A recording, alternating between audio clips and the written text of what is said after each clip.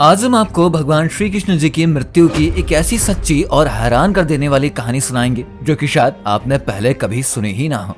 जी हाँ, भगवान श्री कृष्ण जी जिनका शरीर अमर था, जिन पर कभी भी कोई अस्त्र या शस्त्र असर नहीं कर सकता था, उनकी मृत्यु एक साधारण तीर लगने से कैसे हो गई?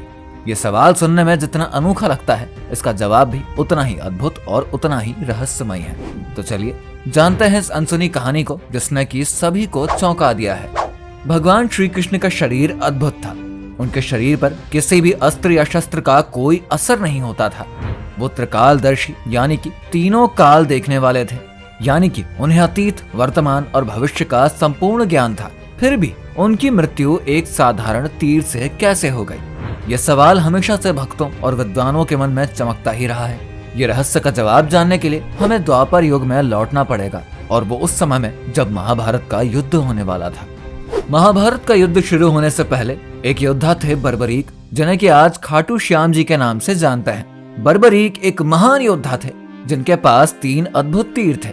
इन तीरों की खासियत थी कि ये जिस भी चीज पर निशाना साधते थे उसे भेदे बिना ये वापस लौटते ही नहीं थे। बर्बरीक ने अपनी माता को वचन दिया था कि वो युद्ध में उसी पक्ष का साथ देंगे जो कि कमजोर होगा, लेकिन ये शक्ति एक बहुत बड़ा खतरा भी थी, क्योंकि इसका अर्थ था कि युद्ध में किसी भी पक्ष में बर्बरीक हो वहां पर जीत सुनिश्चित कर सकते हैं। जब भगवान श्री कृष्ण को बर्बरीक के युद्ध में शामिल होने की जानकारी मिली तो उन्होंने बर्बरीक की परीक्षा लेने का निर्णय लिया।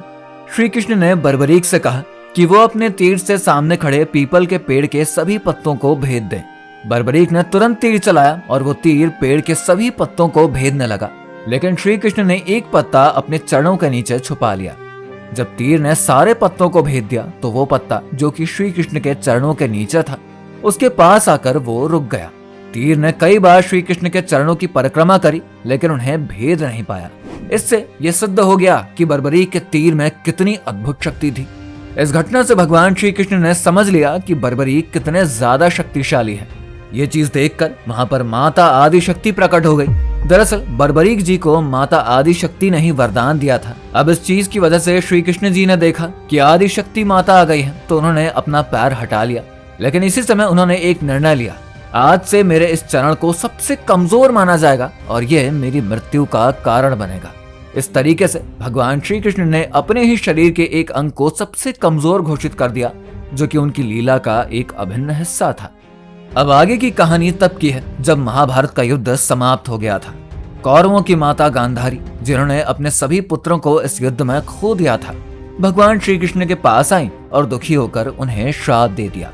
उन्होंने कहा, जैसे मेरे पूरे वंश का नाश हुआ वैसे ही तुम्हारा भी वंश समाप्त हो जाएगा और तुम एक साधारण तीर से मारे जाओगे। भगवान श्री कृष्ण ने गांधारी के इस श्राप को शांति पूर्वक स्वीकार कर लिया। उन्होंने जान लिया था कि यह भी उनकी लीला का ही एक हिस्सा है। कुछ समय के बाद, जैसा कि गांधारी ने श्राप दिया था, भगवान श्री कृष्ण अपने वनवास के समय एक पेड़ के नीचे आराम कर रहे थे। तभी एक बहलिया, जिसने भगवान के चरणों को किसी जानवर की आंखें समझकर उस पर तीर चला दी। यह तीर सीधा श्री कृष्ण जी के उसी चरण पर जाकर लग गई जिसे कि उन्होंने सबसे कमजोर घोषित किया था।